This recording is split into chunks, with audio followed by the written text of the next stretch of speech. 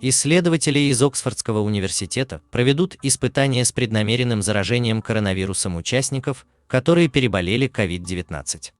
Исследователи пытаются выяснить, какой иммунный ответ необходим для защиты от повторного заражения SARS-CoV-2.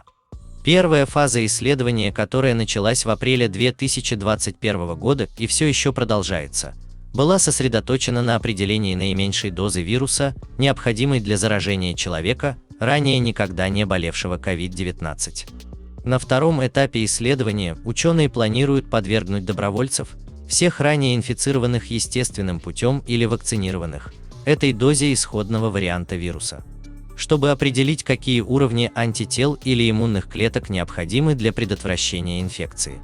За последние 2 года мы многое узнали о COVID-19, но появление новых вариантов означает, что нам, вероятно, придется продолжать совершенствовать вакцины.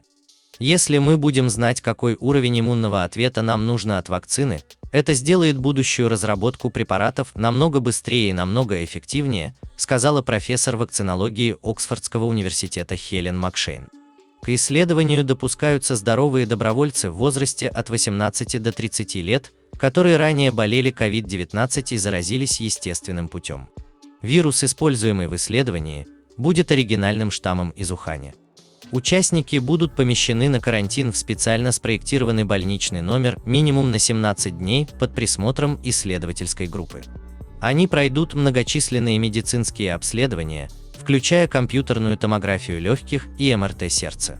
Подчеркивается, что риски для участников будут сведены к минимуму, так как добровольцы будут находиться под пристальным наблюдением ученых в течение 12 месяцев.